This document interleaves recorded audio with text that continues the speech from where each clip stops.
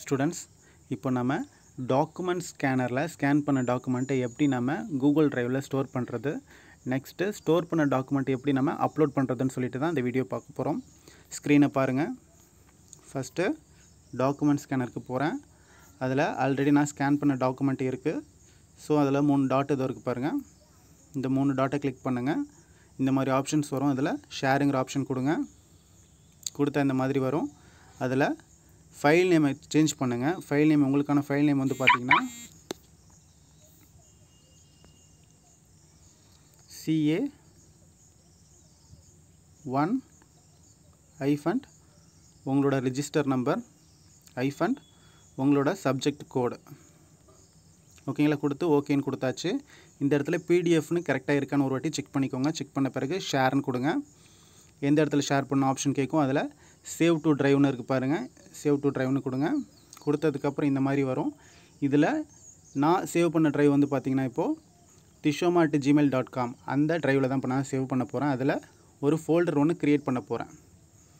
Okay, இப்படி தான் இருக்கும். அதில் இது இருக்குது பாருங்கள், ப்ளஸ்ஸுங்கிற ஃபோல்டர் அதில் ஒன்று க்ரியேட் பண்ணுறேன்.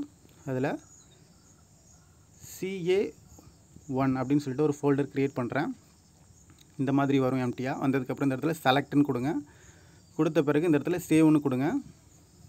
இப்போ வந்து ஃபைல் வந்து பார்த்திங்கன்னா அப்லோடாக ஸ்டார்ட் ஆகிடுச்சு. ட்ரைவில் அப்லோட் ஆகுது பாருங்கள்.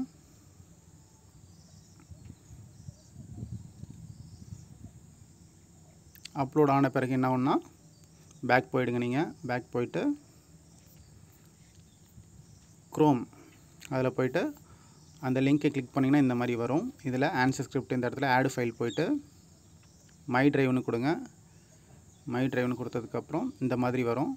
அதில் நம்ம க்ரியேட் பண்ணியிருக்க ஃபோல்டர் வந்துடும். ஃபோல்டர் உள்ளே போயிட்டு இன்னும் நமக்கு அப்லோட் ஆகலை. ஸோ வெயிட் பண்ணுவோம்.